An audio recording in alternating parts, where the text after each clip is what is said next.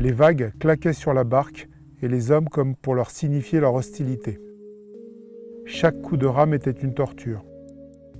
Grâce à Yann, ils parvinrent à garder le cap vers le sud. Sur la face d'Imrich était gravé en permanence un rictus de douleur, et pourtant il n'arrêtait jamais de ramer, même pas lorsque c'était son moment convenu de repos. Le capitaine et les 5 amis étaient ébahis devant une telle volonté.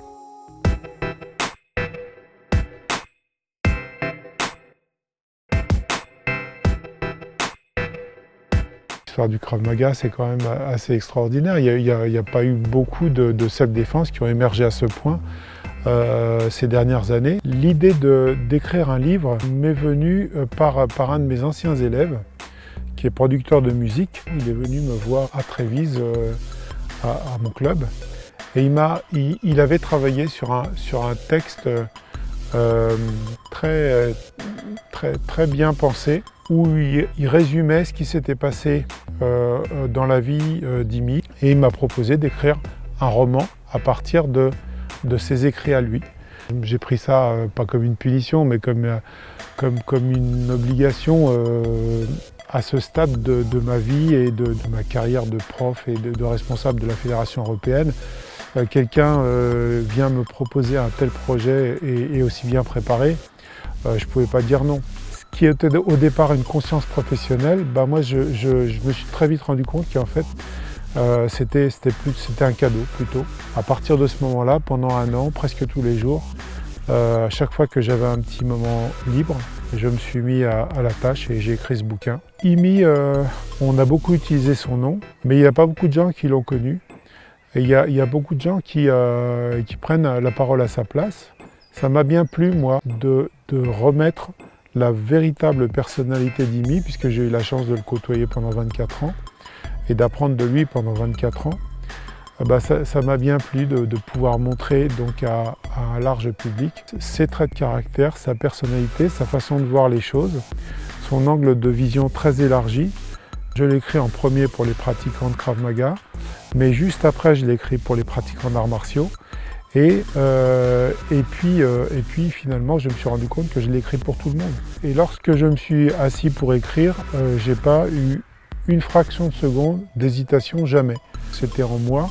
Après toutes ces années, il fallait que je restitue qui était Imi, et je voulais souligner ce paradoxe de sa personnalité entre le guerrier qui a conçu une méthode aussi pragmatique et implacable que le Krav Maga, et qui en même temps était un humaniste. C'était quelqu'un qui aimait les gens et qui les rassemblait.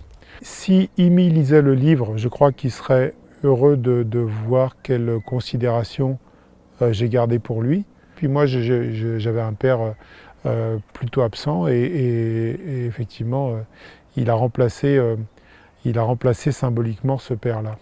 Je pense pouvoir affirmer que ceux qui ont connu Imi le reconnaîtront à la lecture de ce livre. L'histoire, en fait, est passionnante, l'histoire du XXe siècle. Imi est né en 1910, il est mort en 1998. Il a traversé quasiment tout le XXe siècle. Et on sait que avec les 2 guerres mondiales, avec toutes les conséquences qu'il y a eu après, avec toute la richesse de l'histoire du Proche-Orient, là où a vécu Imi à partir de 1940, il y avait beaucoup à dire. Et donc toute cette partie historique est fidèlement retracée, mais la personnalité d'Imi, elle est authentique. Ses réflexions, ses remarques dans certaines circonstances le sont aussi. En revanche, les actions sont souvent des actions imaginaires. Voilà. Après, ça sera très difficile de démêler le vrai du faux. On verra si à un moment donné, je fais un récapitulatif de tout. On fait toujours semblant en self-défense. La personne nous attaque, une attaque convenue. Nous, on fait une réponse convenue. C'est très bien parce qu'il faut fixer les automatismes, c'est comme ça qu'on arrive à progresser. Et le danger de la self-défense, c'est qu'on ne soit plus dans la réalité. Le combat, ça nous met toujours au pied de la réalité. Imi, c'était quelqu'un qui faisait pas semblant. Bon, d'ailleurs, c'est pour ça que nous, on a gardé cette partie combat. Et ça se voit dans l'attitude des gens. Les gens qui font toujours semblant, ils inventent non seulement des techniques absurdes, mais aussi eux-mêmes, comme ils savent au fond qu'ils font semblant, Souvent ils ont ils ont des attitudes qui sont un petit peu agressives. Donc l'idée c'est de toujours, toujours rester authentique et fidèle à ce qu'on est et de ne pas jouer à faire semblant. Ces propos-là sont assez fidèles à ce qu'était Imi, puisqu'on sait que c'était un guerrier, on sait qu'en même temps il était altruiste et il était bienveillant. Il montre ce trait de caractère en permanence dans ce que je viens d'écrire. C'est comme ça qu'il était. Et c'est comme ça qu'un être humain s'accomplit.